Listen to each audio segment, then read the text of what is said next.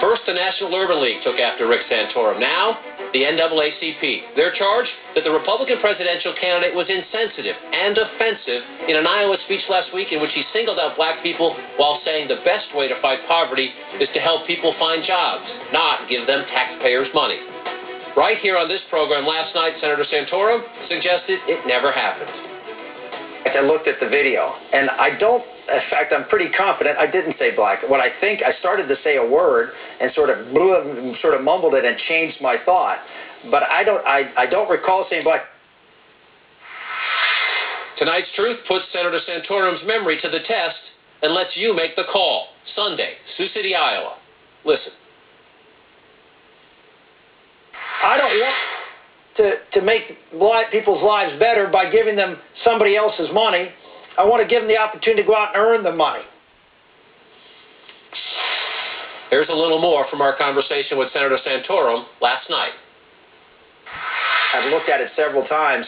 I was starting to say one word, and I sort of came up with a different word and moved on, and it sounded like black. It sure did. It sure did. Let's listen one more time. I don't want to make black people's lives better by giving them somebody else's money. Did he say black? It sure sounded like it. To be fair, it is a bit muddled when you listen closely, but saying blah people, of course, makes no sense. Was he tongue-tied? Did he realize he was about to say black people and realized it would cause a stir and decided maybe not to finish the word? Truth is, we can't read minds. But the Urban League and the NAACP think the senator's intent was crystal clear. They accuse Santorum of lazy and inaccurate racial stereotyping in singling out black people as he discusses government assistance. There, the numbers don't lie. The face of poverty in America is overwhelmingly white. Just 13% of those below the poverty line are African American, and 23% of food stamp recipients are black. Regardless of whether he said black or blah, Senator Santorum insists his career proves the critics wrong. So match my record up, go look at it, and then look at what was probably just a tongue-tied moment as opposed to something that was deliberate. That record is getting more scrutiny now because of Santorum's success in Iowa. And one statement at one event is by no means a fair test of a candidate's views on race. But truth is, Senator Santorum can't escape and shouldn't shrug off what he said. He's running to be president of all Americans and is accountable for everything he says. And one of Santorum's critics is also a man the senator says can attest to his long-standing work in the African-American community.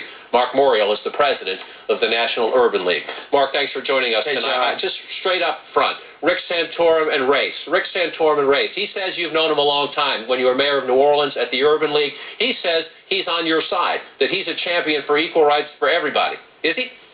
Let me say what's important here is what Rick Santorum said on Sunday, I believe it was, in Iowa, that shocked and surprised me. And because he and I have had a relationship of respect, even though we don't agree on issues, I was really shocked at what he said. And what he said was not only insensitive, it was pandering, I think, to the worst interest in the American people, and divisive. He's auditioning to be the leader of the nation. The leader of the nation has to represent and respect all people. And I think what he did was deliberate. I think it was divisive.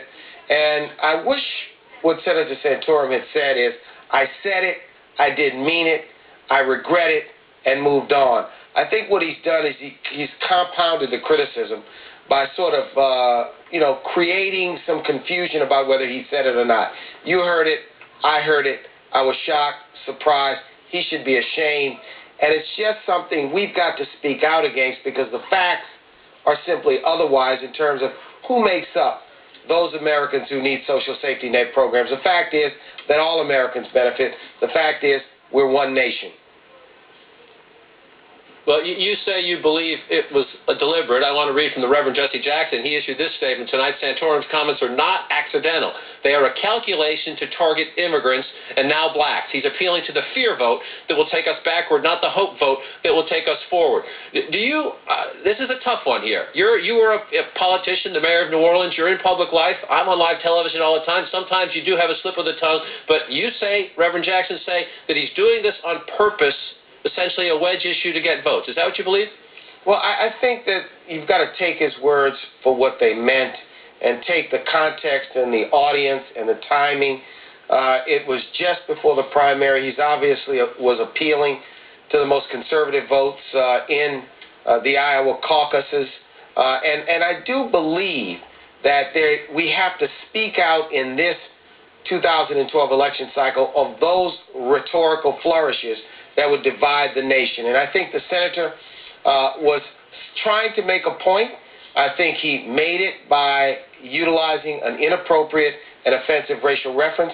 I think he should disavow it. But I also think, John, that those that are running against him should also disavow those comments as having no place in the discourse around who will be the Republican nominee for president. I'd like to see that. I'd like to see those of you in the journalistic community challenge those candidates to disavow the comments of Senator Santorum. I hope he'll say, I said it, he'll say he regrets it, and indeed move on, and let's have a debate about the purpose of the future of the nation. Mark Morial leads the National Labor League. Mark, appreciate your insights tonight. We'll stay on top of this issue as it goes forward. We'll see you. Take care, Mark. Aaron Burnett out front, coming up.